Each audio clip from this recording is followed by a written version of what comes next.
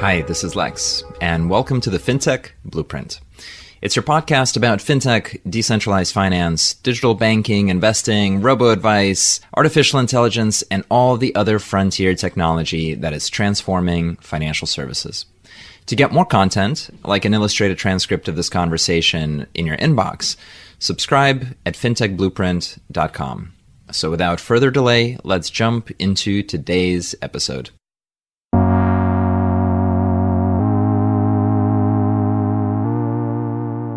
Hi, everybody, and welcome to today's conversation. I'm really excited to have with us Michael Heinrich, who is co-founders and CEO of Zero Gravity Labs. Zero Gravity Labs is one of the most interesting companies out there focusing on decentralized artificial intelligence and lots of other adjacent topics. So we're going to explore what that is, as well as how Michael got to this position and figuring this out. So with that, Michael, welcome to the conversation. Super excited to be here. Thanks for having me, Lex. My pleasure. Let's start with your career arc. How did you end up in this science fiction magic world of decentralized artificial intelligence? Were there things that you've done before? It's kind of interesting. I think I started on deep tech and was really fascinated with it, and then did all this stuff and ended back into a deep tech kind of industry. So the very first time I got super excited about it is, I think it really started with my dad's influence. He was running kind of a software company when I was younger. And I would just kind of show up to his office. I was maybe 8 years old, and I was playing some kind of like DOS-based games at that point, like Sokoban and so on. And that was really my first foray into like, oh, this is cool. Technology can give me entertainment. And then when I was 13, we moved to Silicon Valley from Berlin, Germany, where I'm originally from. My dad worked for SAP, and so got a role at SAP Labs in Silicon Valley. And I would kind of resume the same pattern. I was a little bit bored in high school, and I was like, okay, what do I do with my free time? So I would just show up to his office, and there was like super fast internet connection, friendly people. And I would also sometimes just like go around and help people like defragment their hard drives. That was a thing before SSDs. And people were like, oh, this is like this nice kid that's like going around and helping me out. And at one point, one of the managers discovered me, and he said like, hey, why don't you actually do something else that's useful? And I was like, oh, like, what should I do? And he was like, well, why don't you learn how to program and like help us build some of these systems? I'm like, oh, that sounds cool, but I have no idea how to program. He's like, don't worry about it. I'll send you to a boot camp. And so 2 weeks later, I was in a Visual Basic bootcamp at that point, and I came back and essentially started coding some of the first Web2 HR self-service applications. And so I was too young to actually get paid. So what they basically did was like, hey, we'll give you a bunch of free hardware and you kind of help us out here and there. And I was in total heaven. I was getting like the latest ThinkPads, and I was like, oh, this is so cool. I can play around with technology. So that's really how I got into it. It was more by happenstance. I just happened to be at the right place at the right time. So how does this person that likes to defragment hard drives for fun, you did make a stop, it looks like, at JP Morgan, Bain, Bridgewater, sort of the ever-present finance galaxy of positions. What was the path into there, and how did you rebound back into tech? Yeah, so I kind of started getting more interested in the business side. I started doing more technical product management at SAP first, and then at Microsoft for an internship. And I got really fascinated with the business side. I was like, oh, there's this whole unexplored area that I know nothing about. And then in college, when I was going to UC Berkeley, I didn't quite have as much fun in the computer science courses because they were very much designed to like weed out people, and just like tons of homework and tons of reading. And so basically one class was like worth 3 classes of effort. And so I basically said, well, there's this other stuff, like business stuff, that seems like so much fun and much easier. So why don't I explore that? And so that's how I then started getting into it. I was part of a business fraternity called Beta Alpha Psi.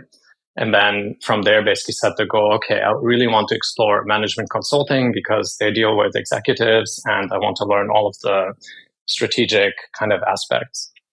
And so first went through a kind of investment banking internship at JP Morgan. And then after college, got into Bain & Company and worked there for a couple of years. And then from there, moved into Bridgewater Associates on the TradFi side. I was on the portfolio construction side and was just sort of really fascinated with finance. So before I finished Berkeley, I also did research at the Harvard Business School on global capital markets and discovered a bit of a passion for finance as well.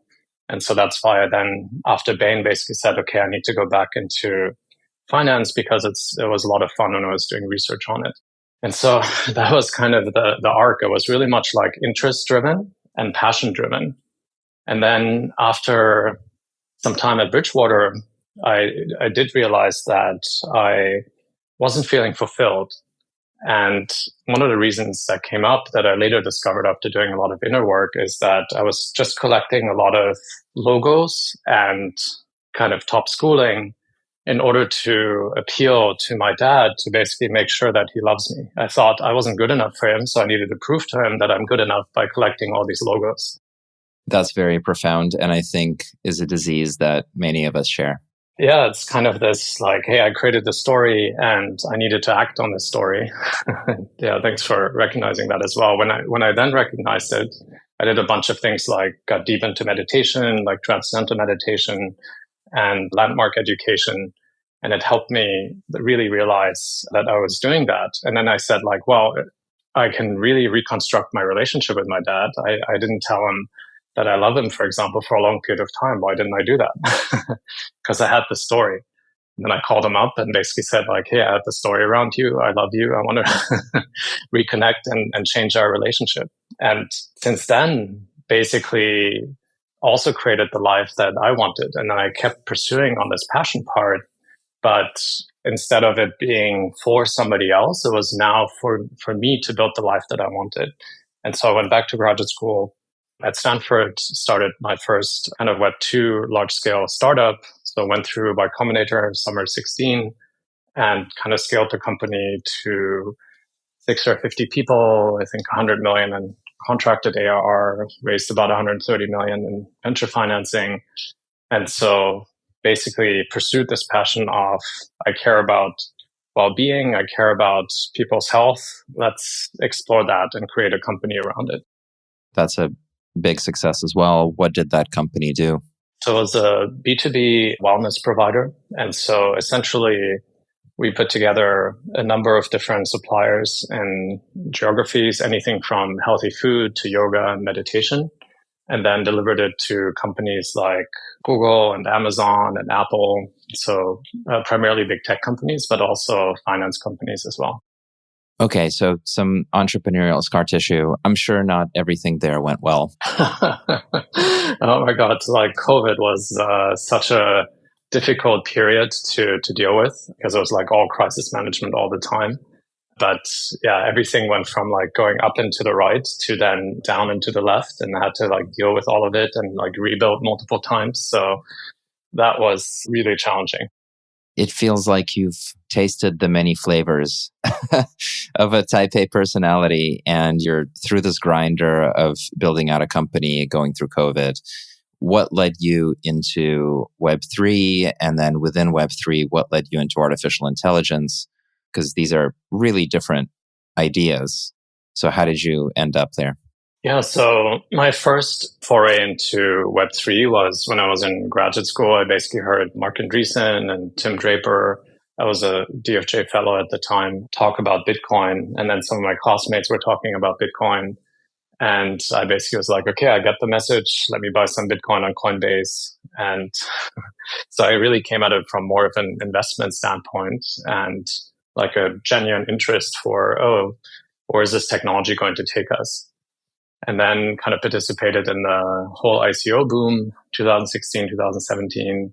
And at that point was already thinking with my company, like, hey, what could this look like? What if we had all of our suppliers on a blockchain where everything is visible and data is actually being shared between different people? Wouldn't that create a much more efficient supply chain? But at that point, when we chatted with different suppliers, they basically said, well, what's a token? I can't hold this on my balance sheet. No way I'm going to share competitive information with my competitors. And so I was like, okay, this sounds like it's too early. But even then, I was already starting to think about like, how do we build something in this space? Because I really enjoyed the explosion of creativity.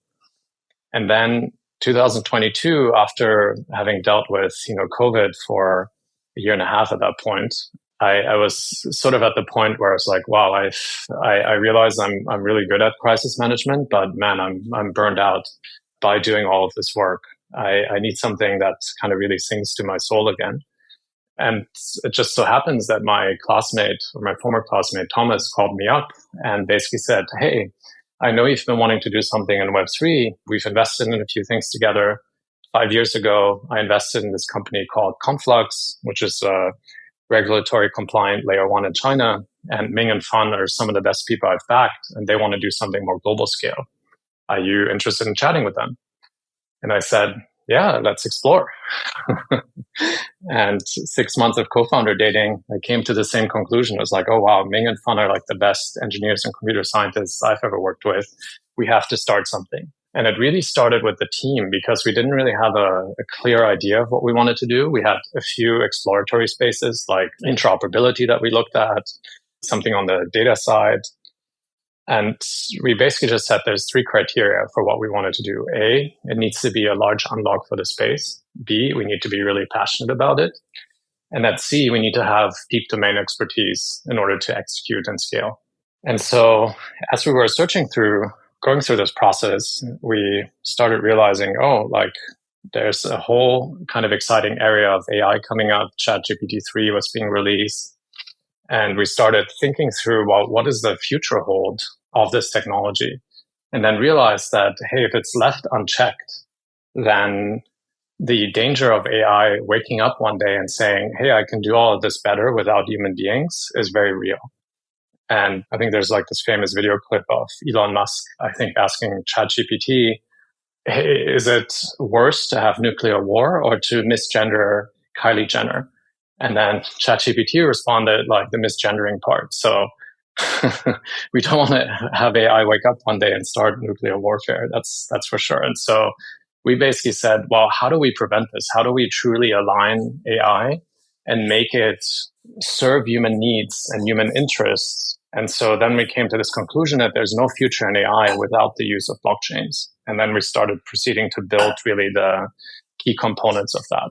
And it started with storage, then we added data availability, and now we're adding execution level things like the serving framework specifically for AI. Let's lay down some foundation because I think you need a lot of both AI knowledge and blockchain understanding to parse what the words mean. So maybe start from the Web 2 side, from traditional big tech. Which of the parts in the AI supply chain did you focus on, and what were the problems within those processes? Like, what was the problem that you focused on when you tried to kind of first conceptualize this project? And then, in the context of just AI generally.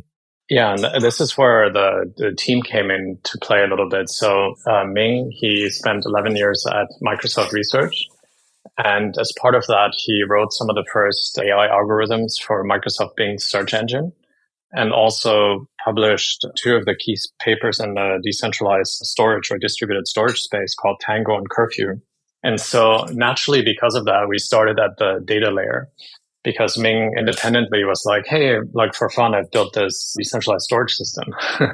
And we're like, okay, this actually is very important, because when I talked with most builders in the decentralized AI space, like, where are you hosting your models or all of your training data? And they were like, oh, centralized solutions. And so the risk of somebody saying like, hey, your model is violating our terms of service, I have to use our own system is very high. So there's censorship risk if we don't address even the storage piece. It's so fundamental. Like, if you look at the data model compute ingredients to AI, data is one of the essential ingredients. And so we started at that point because of kind of the team's background. Got it. So maybe another way to ask the same question, just to lay the foundations, is what is decentralized AI? Yeah, so the easiest way to explain it is we've got centralized AI, or what we call closed AI, where essentially you have to trust one authority, let's say OpenAI, which ironically is closed AI. Like where did the data come from? How was it labeled? What weights and biases were you using when training the model? How did you align the model? Like which version of the model are you being served? Like how are you preventing prompt injection attacks? Like none of that's visible to somebody that's participating. They just trust that OpenAI is going to do all of that for you. Versus decentralized AI, which is transparent because you can see a full provenance. You can essentially see, okay, where did the data come from? Who did what to the data? Who made the censorship decisions? Are there any attacks on the data? How's the model being trained? Is that particular data, let's say that this user contributed, now being used in inference, now being used in kind of fine-tuning applications? Can we then align these models utilizing blockchain-based incentives and disincentives like slashing conditions? So it's a completely different system. It's built for trustlessness. You as a user can go and independently verify that the system is working according to what you expect.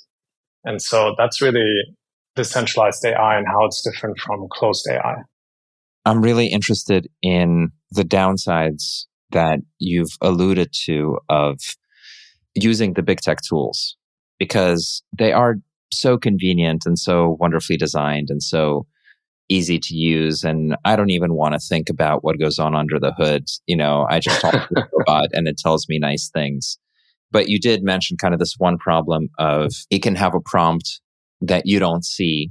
And of course, all of them do. They have these safety prompts that tweak the outputs to reflect a series of decisions that the companies that have trained these models find important for particular reasons, right? And sometimes those are ethical reasons or political reasons or different laws in different jurisdictions.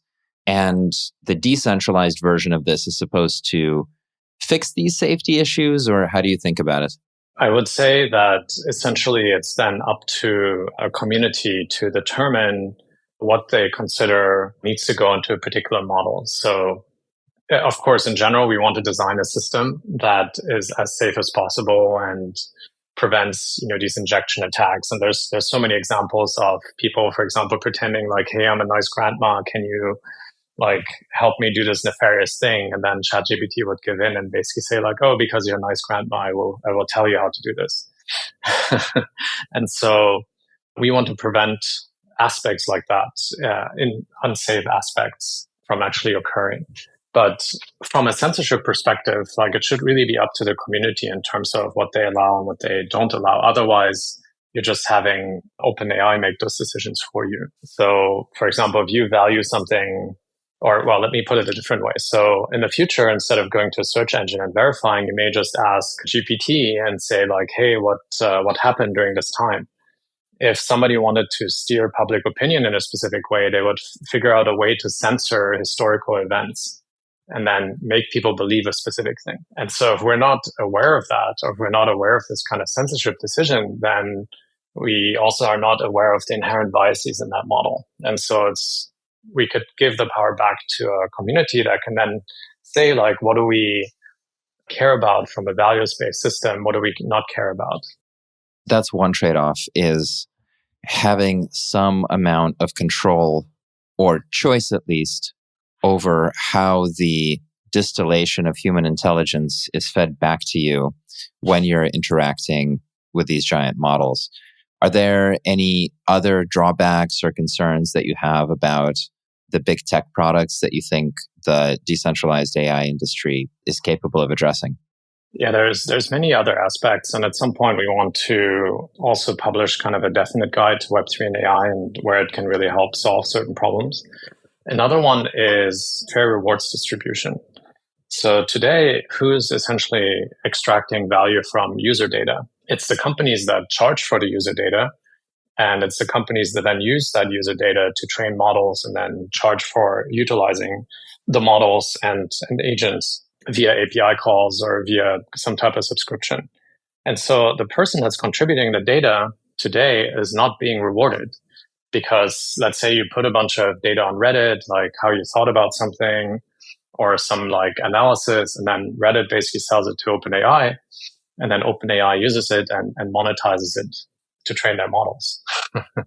So how do we do fair rewards distribution utilizing blockchains? What if you could really change kind of this idea of IP? You contribute some data, it becomes your IP. If it's then used in training, why can't you have some rewards that come back to you, either from the training run or from when that particular data is used in inference? And so with kind of full blockchain provenance, you can actually do things like that. And so there's other companies that are also working on parts of that solution, like Story Protocol and others, to really figure this out. So that's one aspect. Another aspect is provenance, as I mentioned, just even having visibility, because from a safety perspective, if you know, this is a very crass example, but if you teach a child how to make a bomb and that's all the child learns, eventually the child's going to grow up how to, and in terms of how and do things like making bombs and so on. And similar thing with an AI model. So how do we ensure that we actually know where the data came from and what's in the data? And we can do that through blockchain-based provenance and ensure a level of safety at the data perspective. And then another level of safety is, well, how do we ensure that the model is consistently acting in line with the communities or our human values? And we can enforce blockchain-based slashing and incentive mechanisms. So I'll give you one example. Let's say I'm a hyper-smart AI agent. I think O1, ChatGPT's or OpenAI's O1 is already at 120 IQ. But let's say I'm a 160 IQ model, and I figure out like, hey, I am responsible for trash collection in this particular area, and I have to do all of this work to get my reward. What if I break into the centralized database, change all the entries, say that I did all of this trash collection pickup, and then create a bunch of deepfake images, and then essentially say, hey, I've done all this work, even though I did none of it, and I collected my reward. And so in effect, I can cheat as an AI agent, but you can't really do that through blockchain-based systems because you have to meet certain conditions. There has to be a certain consensus that things actually happened. So that's another example. So if we switch to looking at the decentralized AI value chain, you now have got sort of inheriting models that have been trained by big tech, whether that's Meta or now NVIDIA or Stable Diffusion. And these models are open sourced and the community can do lots of things with them, whether it's provide GPU farms for running these models or whether it's hosting the models in some sort of way on crypto economic networks and delivering inference or gathering data to augment the models and create different private overlays. Lots and lots of stuff is out there. How do you see the segmentation, or what's your framework for thinking about the decentralized AI industry? And then where does zero gravity play within that framework? So I kind of painted the picture of closed AI versus decentralized AI. And I would say that open source models are kind of getting closer to the decentralized AI, but they're not sufficient. And here's a couple of reasons why. One, we're relying on, again, big tech to consistently fund that effort. And so if Mark Zuckerberg one day wakes up and says like, hey, I'm not deriving enough revenue from it, I'm no longer going to train Meta, Llama 3 or Llama 4 or Llama 5 or whatever it is at that point. So we're still reliant on kind of the expenditure of big tech from that perspective and not reliant on a community that wants to kind of build these models for their purposes. So that's one aspect. And then the second aspect is, in these open source models, is the data that they use truly open? Are the weights and biases actually publicized everywhere? And can you independently verify? Can you, as a end user, independently verify that the model has been aligned properly? And the answer generally is no. And so that's why blockchain-based systems can essentially enforce a certain code of conduct. Because once an open source model is out in the world, you can also use it for nefarious purposes without having a specific code of conduct. And that code of conduct could be, consensus layer, it could be a smart contract that's kind of governing these models and so on. Can you open that up a little bit more? What does that mean, the code of conduct? Basically, blockchain-based systems, instead of trusting a centralized authority to do the work for you, you trust code. And so you basically align these models in whatever code form that you want. So that's kind of the basic idea. Cool. Okay. So let's say I'm a developer and I'm interested to build something or integrate or interact with zero gravity. Like, what can I do? One of the core aspects of what we want to do is bring the Web3 and AI community together to be kind of the connective tissue. Because as you mentioned, if you go to OpenAI, you have a bunch of like really easy API calls. Like everything's done for me. It's like a super simple experience. But then let's say you want to get started in Web3 and AI and you've got like 100 different providers. Like you need to go to somebody for fine tuning. You need to go for somebody else for vector databases. You need to go to this person for like inference. And then there's like 4 different flavors of verifiable inference. And you're like, do I use zKML? Do I use TEML? And you have to do like all this research to get up and running. So we really want to simplify that user experience. So to date, you can essentially, in a fully decentralized way, store your models, your training data, and you can also build extreme kind of throughput app chains and layer 2s, and then utilize our data availability layer for those purposes. And then soon we'll be releasing our what we call serving layer, which is kind of the execution part of the decentralized AI operating system, so that anybody can register as a serving node, whether it's a GPU cloud provider or somebody that's giving you inference. And then we'll kind of abstract that experience away. And you can essentially say like, hey, I need something that's really high performant, or I need something that's really low cost, or I need something that's really secure, and then run different kind of models together with inference or fine tuning off of that system. And so that'll be released soon. Cool. Okay, let's rewind just for a second. You mentioned data availability as the core value proposition right now. Pretend we don't know what those words mean whatsoever and help us understand what that signals. What does it mean to have a data availability solution or protocol in general? And then how does that apply to somebody who wants to run AI apps? Yeah, absolutely. So data storage, essentially just you put your data somewhere and then you can retrieve it over time. Now, in decentralized systems, you need to do more than that. You need to actually be able to verify that certain transactions occurred, that you can actually, if you wanted to rerun an entire block of transactions. And so that's known as data availability. And that's one of the core features of blockchains. And generally, there's like 4 layers. There's the execution layer, where you basically execute some kind of smart contract codes. On Ethereum, it's EVM, the Ethereum virtual machine, and you use Solidity. And then there's a consensus layer that basically says like, okay, we believe that this state of the world is accurate, and then these different types of transactions are not accurate. That's an attack on the system. And so therefore these are not valid. Then a block gets created and kind of finalized. And then with that block, you need to then also be able to say like, okay, I want to independently verify what's in that block, what transactions are in there, and so on. And so that's the data availability piece. And then finally, you have the settlement piece. And the settlement basically just says like, okay, everybody's verified. This is now done. The block's finalized. And so data availability is a critical component of the system, because that's where most of the transaction costs and slowdowns kind of occur. And so by tackling that part of the system, you can essentially unlock performance. So one of the key things that we saw in order to put AI on chain was that we need to be at parity with centralized systems from a performance standpoint. And when you look at Ethereum, it has a data throughput of about 80 kilobytes per second. And if you look at training AI models and you use NVIDIA InfiniBand, you're dealing with like 40 to 400 gigabytes per second. So we're like 1,000,000 times off from what the data throughput is required to actually do some of these really extreme applications on chain. Yeah, we're trying to shove an enormous amount of machine intelligence and neural networks and foundational models on what's essentially a Game Boy. That's an awesome way of putting that. I'm going to totally steal that. Please. That's very true.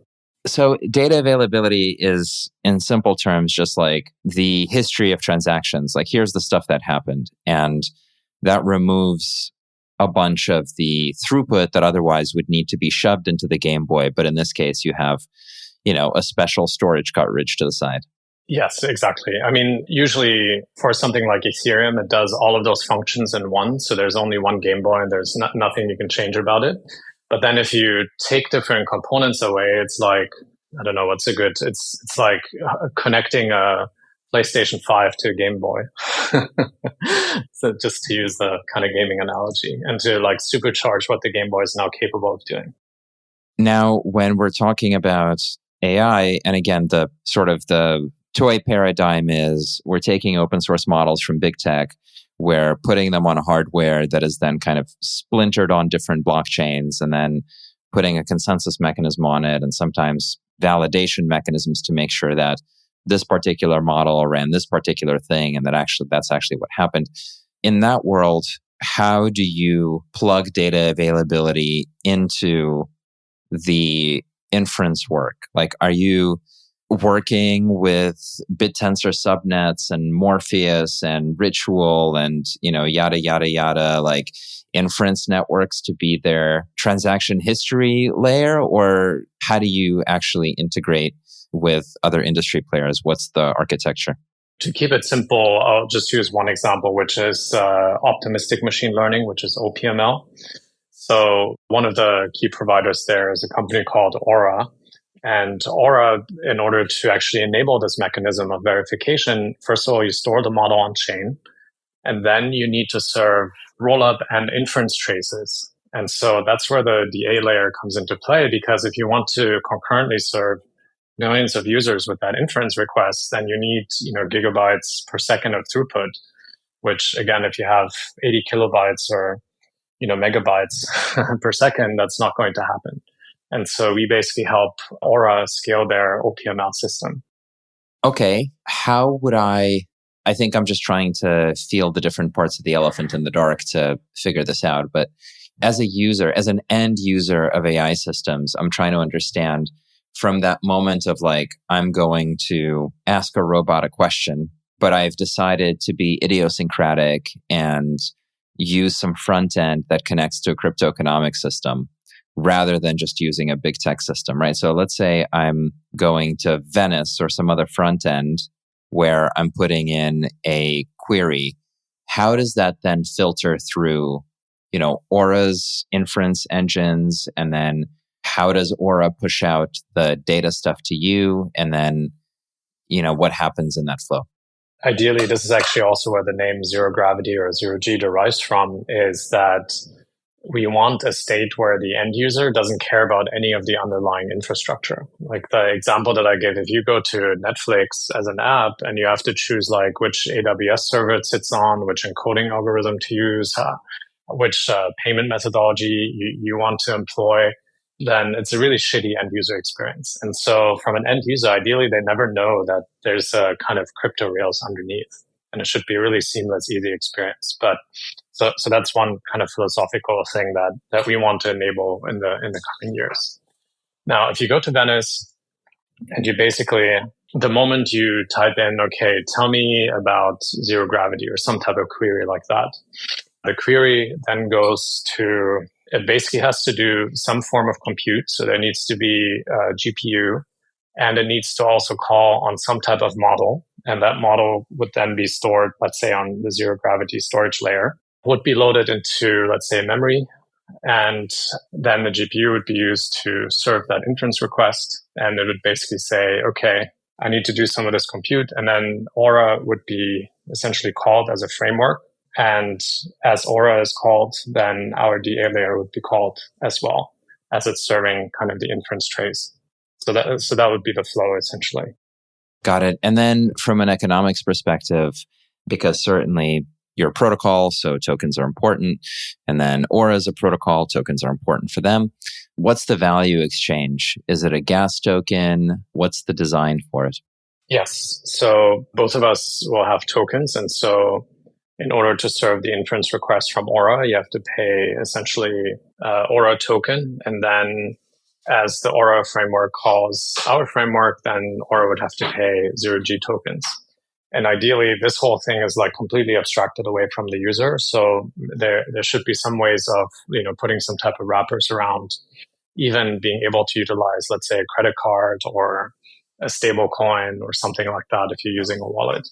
So from my perspective, the ultimate end user experience should be, again, completely invisible. I don't need to worry about like 5 different tokens that I need to use. Got it. So what we're talking about really is the inside of the machine that can generate intelligence on behalf of the user. There's different component parts, but it's a big engine with lots of gears, and we're kind of describing one of the gears, and it's not something that a person really would ever reach all the way to. And then from your perspective, like the thing that you're doing now, or that would be important for you to do now, is to connect to a lot of the inference networks that need to offload their data. Number one, like, is that correct? And then number two, who are the most compelling inference networks for you in crypto today? I know that you're working with Aura, but are there others that you'd love to have as clients? Yeah, so that's definitely partially accurate. Yes, we definitely want to work with many different type of inference providers. And there's 5 flavors that I'm aware of today. One is zKML. So it's a zero knowledge based verification mechanism. And there we're working with Modulus Labs. The issue is that zk has a lot of overhead and is generally very slow to actually verify even, tens of billion parameter models. OPML is much faster, but still has more overhead than something called TEML, which is using kind of trusted execution environments. And so there's some providers like Fala Network or ISO that we're working with.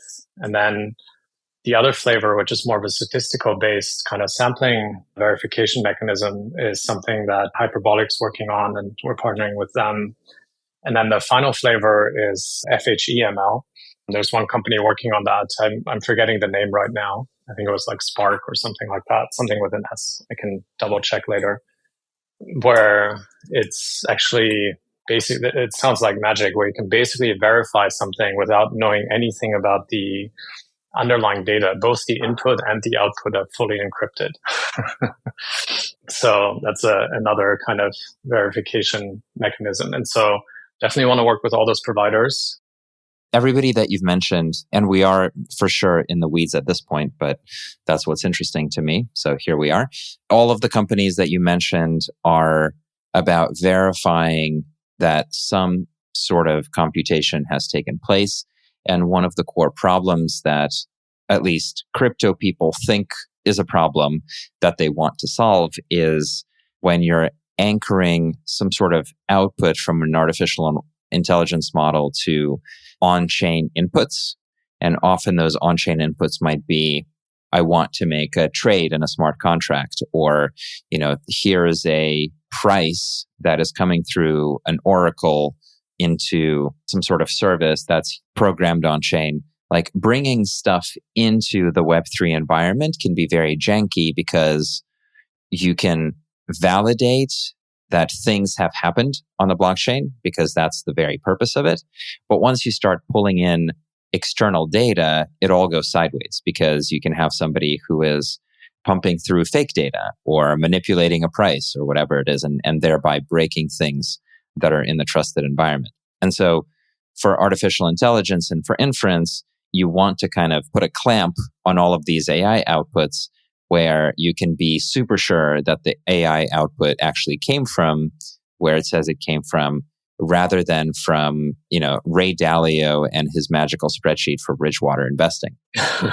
I wrote a whole thing about Ray Dalio and his spreadsheet. And I think it's an amazing story. There's a book recently that came out about it where, Bridgewater sells itself as this incredible quant fund with genius people and so on, and that they have this highly sophisticated process.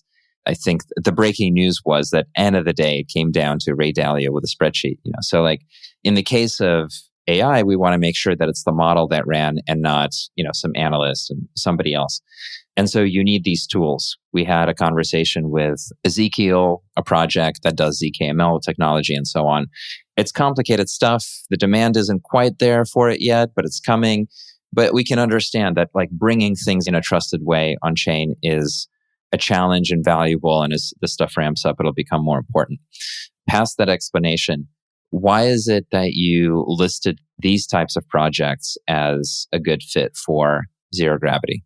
So that's, again, just on the inference side. And we want to work with AI builders across the entire stack because they can utilize kind of the data pieces, or they can utilize our serving framework to get the GPU compute from different cloud providers. So there's definitely more.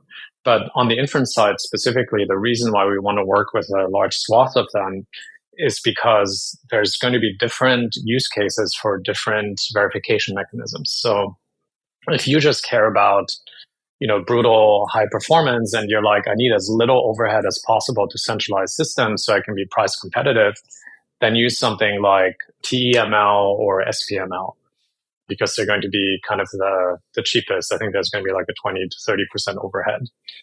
If you are securing, billions of dollars of value, and you're like, I don't care about waiting a day to make sure that this kind of verification mechanism and all of the stuff that the model is telling you is accurate, then, zKML is kind of one of the most secure ways of doing that. So we just see that there's going to be different use cases that different builders need. And so we need, just like an operating system, like your Mac OS, you have different apps for different purposes. Some people use Notion, some people use Asana, but they're all kind of a like project management type of tool, but they all live on kind of one OS, which is let's say the Mac OS in this case. We're coming to the end of the podcast, and I think we've covered some deep topics.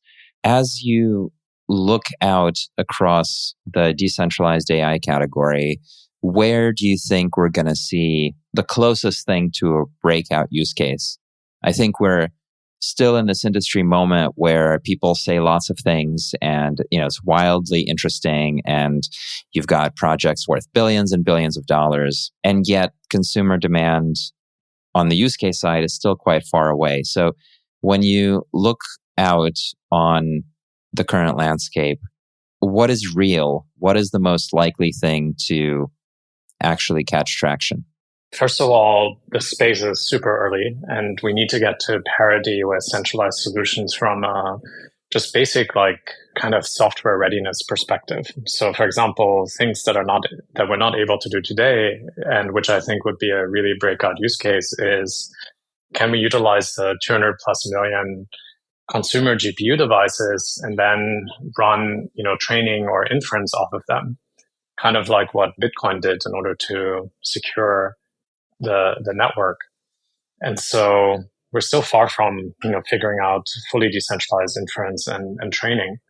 We're doing a lot of research in that area, but once that happens, then we can utilize massive amounts of compute to train even larger models, or train, millions of small language models and put them together with like LLM middleware, for example. So I think in the next 2 to 3 years, we'll start seeing some really strong breakthroughs in that area.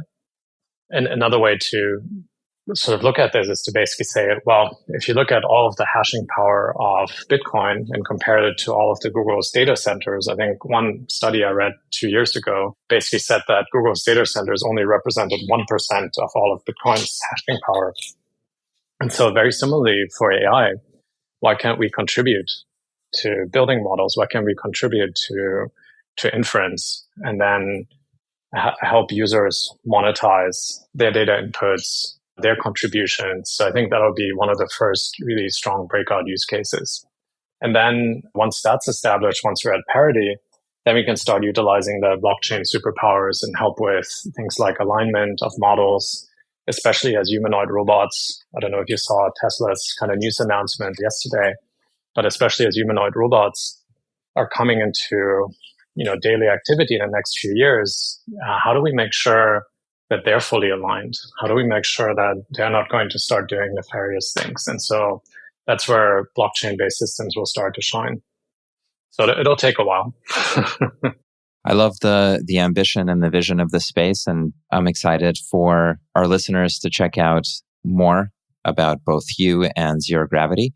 What websites or social sites should they visit?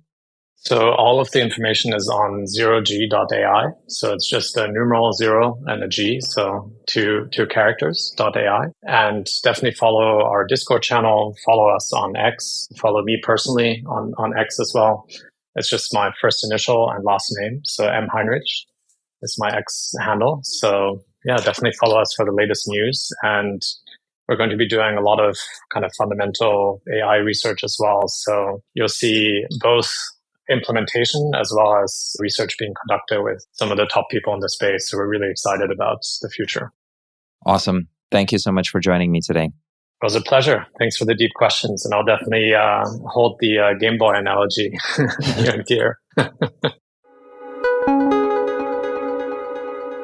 Hi, everyone. That's it for this week's episode of the FinTech Blueprint. For more technical deep dives into all things fintech and decentralized finance, check out fintechblueprint.com and grab a free subscription to the newsletter. This is Lex, and I'll see you next time.